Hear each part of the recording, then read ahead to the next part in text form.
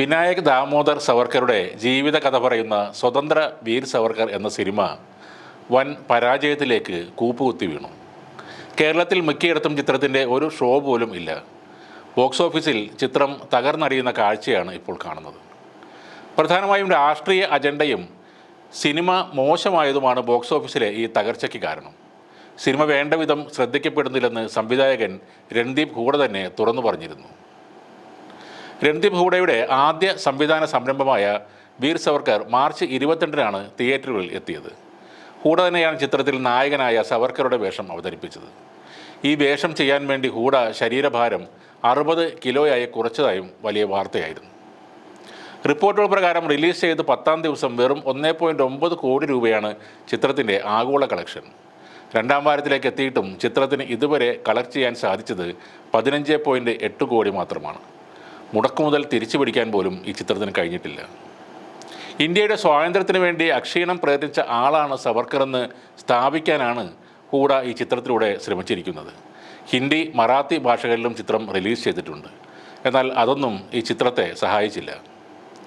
വിനായക് ദാമോദർ സവർക്കറുടെ ബയോപിക്കായ ഈ ചിത്രം നിർമ്മിക്കാൻ സ്വത്തുക്കൾ വരെ വിൽക്കേണ്ടി വന്നുവെന്ന് ചിത്രത്തിൻ്റെ സംവിധായകനും നടനുമായ രൺദീപ് ഹൂഡ പലപ്പോഴും പറഞ്ഞിരുന്നു. ചിത്രത്തിന് വേണ്ടി 2 വർഷം മാറ്റിവെക്കേണ്ടി വന്നെന്നും പണത്തിനായി വളരെയധികം പരിശ്രമിക്കേണ്ടി വന്നെന്നും രൺദീപ് വെളിപ്പെടുത്തിയിരുന്നു.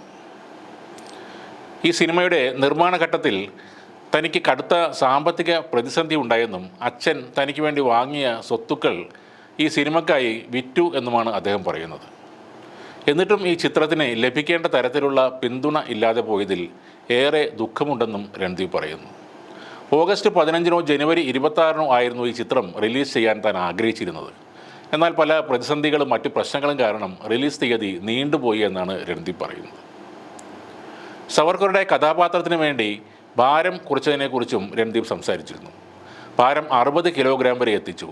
സിനിമ നീണ്ടുപോയതിനാൽ വളരെ കാലം ഇങ്ങനെ ഭാരം കുറിച്ച് തന്നെ ജീവിക്കേണ്ടി വന്നു. ശരിയായ ഭക്ഷണമില്ലാതെ വെള്ളവും കട്ടൻ കാപ്പിയും ഗ്രീൻ ടീയും കുടിച്ചാണ് ഈ സിനിമ ചെയ്തത്. ഭക്ഷണശീലങ്ങളിലെ മാറ്റം പിന്നീട് ഉറക്കപ്രശ്നങ്ങളിലേക്ക് നയിച്ചു. ഈ ക്ഷീണം കാരണം സെറ്റിൽ താൻ വീണുപോയിട്ടുണ്ടെന്നും രൺദീപ് പറയുന്നു. കുതിരപ്പുറത്ത് കയറുന്നതിനിടെ കാൽമുട്ടിന് പരിക്കേറ്റതും ലിഗമെൻറ്റുകൾക്ക് പ്രശ്നമുണ്ടായതും എല്ലാം ഈ സിനിമയുടെ ഭാഗമായി അനുഭവിക്കേണ്ടി വന്നു എന്നാണ് ഒരു പോഡ്കാസ്റ്റ് അഭിമുഖത്തിൽ അദ്ദേഹം പറയുന്നത്. ബോളിവുഡിലോ ഹോളിവുഡിലോ എടുത്താലും സംവിധാനം ചെയ്യാൻ ഇനി സ്പീൽബർഗോ ജെയിംസ് കാമറൂണോ വന്നാലും കഥ സവർക്കറുടെ തന്നെ അല്ലേ എന്നാണ് ആളുകൾ ചോദിക്കുന്നത്. ഇതെല്ലാം കേൾക്കുമ്പോൾ നമ്മൾ പറയുന്ന ഒരു നാടൻ പ്രയോഗമാണ് ഓർമ്മ വരുന്നത്.